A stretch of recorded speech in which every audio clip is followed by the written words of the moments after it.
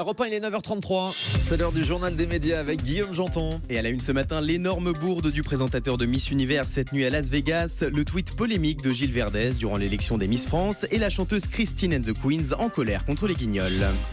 Et on commence donc avec cette incroyable gaffe du présentateur de l'élection de Miss Univers cette nuit aux États-Unis. Cette nuit à Las Vegas avait lieu la cérémonie de Miss Univers, une élection remportée par Miss Philippines. Problème, le présentateur de la soirée, Steve Harvey, a commis une énorme bourde en direct puisqu'il n'a pas annoncé la bonne gagnante. Quelques minutes après avoir donné le nom de Miss Colombie, en réalité première dauphine, il est revenu sur scène pour présenter ses excuses. Écoutez. Okay, folks. Mesdames et messieurs, je dois m'excuser. La première dauphine est Miss Colombie.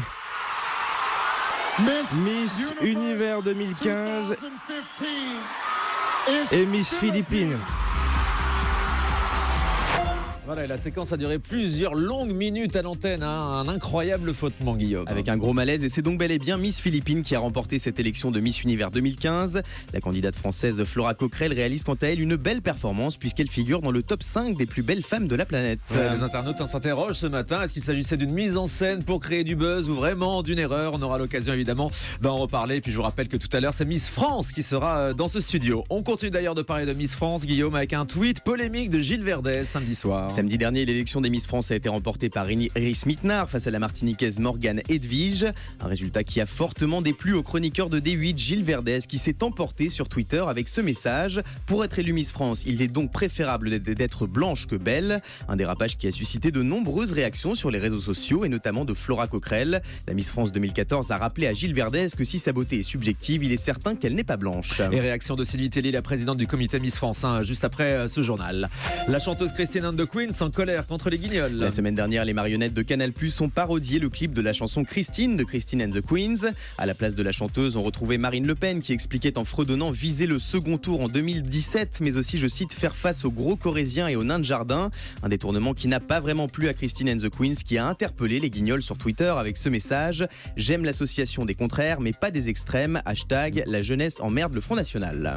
Information exclusive, TF1 décide de renouveler Danse avec les stars. Selon nos informations exclusives, la Une a déjà décidé de commander une 7e saison de son divertissement à succès qui devrait être programmée fin 2016. D'ici là, la finale de la saison 6 de Danse avec les stars sera diffusée exceptionnellement mercredi soir. Elle opposera les 3 chanteurs Olivier Dion, Loïc Noté et Priscilla. Et à l'occasion de cette finale, on recevra 2 membres du jury de Danse avec les stars mercredi matin dans cette émission. J'achète. Moi aussi. Nagui annonce un nouveau numéro de Taratata pour l'année prochaine. Le deuxième animateur préféré des Français était l'invité d'Ophélie Meunier dans le tube de Canal+, et il a annoncé qu'un nouveau numéro de Taratata 100% live sera programmé en prime fin 2016 sur France 2. Lors de sa dernière édition en novembre dernier, cette nouvelle version de Taratata avait réalisé de belles audiences avec 21% du public. France Télé toujours avec Michel Field qui dévoile sa nouvelle équipe à la tête de la rédaction. Le nouveau directeur de l'information de France Télé, Michel Field, a notamment fait appel à l'éditorialiste politique d'Europe 1, Alexandre Cara. Il sera le numéro 3 de l'info derrière Germain Dagonier, choisi cet été par Delphine Ernotte. Cette nouvelle équipe dirigée par Michel Field sera notamment chargée de lancer la future chaîne d'information de France Télé.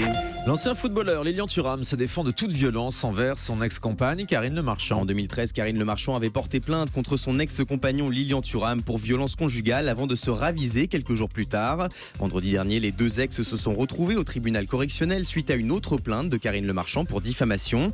Interrogé sur les accusations de violence, Lilian Thuram s'est défendu de tout comportement déplacé envers l'animatrice. Il reconnaît cependant l'avoir attrapée par l'épaule lors d'une dispute.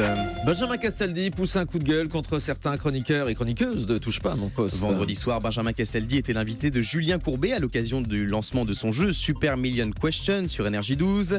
Comme d'habitude, les chroniqueurs de Touche pas à mon poste ont donné leur avis tranché sur l'émission et certaines critiques ont mis hors de lui l'animateur, notamment lorsqu'Émilie Lopez a remis en question ses talents d'animateur de jeu. Écoutez. Les jeunes, ce n'est pas pour vous. Vous êtes un très bon animateur de divertissement, mais vous n'êtes pas bon. Oui, mais alors, dans ces cas-là, Émilie, s'il n'est pas bon, allez, prenons. Pourquoi, quand il est sur TF1 et qu'il fait un contre 100, Mais cette chroniqueuse a dit qu'un contre 100, non mais elle a dit qu'un contre 100 marchait pas. Elle dit n'importe quoi. un contre 100, ça marchait. Un contre 100, ça termine à 1,5 million. Voilà, ça termine à 1,5 million. Non, C'est ça, bien. non, On était à 47 ménagères, c'est la seule personne. Non. On l'a fait 190 diffusions, on l'a fait 156 fois en tête. À quelle heure ça va marcher? Il est Et vous racontez n'importe quoi.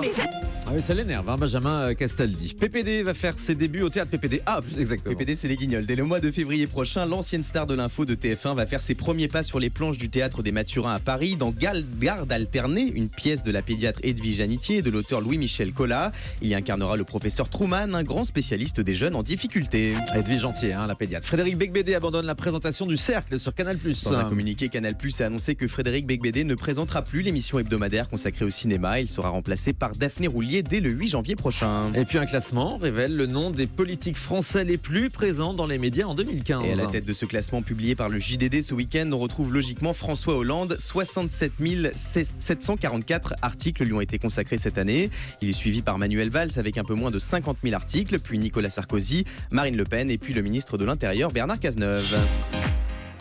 Allez, on termine avec le chiffre du jour. 18, c'est le nombre de cadeaux offerts à Miss France 2016 suite à son élection. Parmi ces cadeaux, un appartement mis à disposition pendant 1 an, une voiture électrique, une télévision, une montre ou encore un voyage à Tahiti pour 2 personnes. J'aimerais bien partir à Tahiti, moi.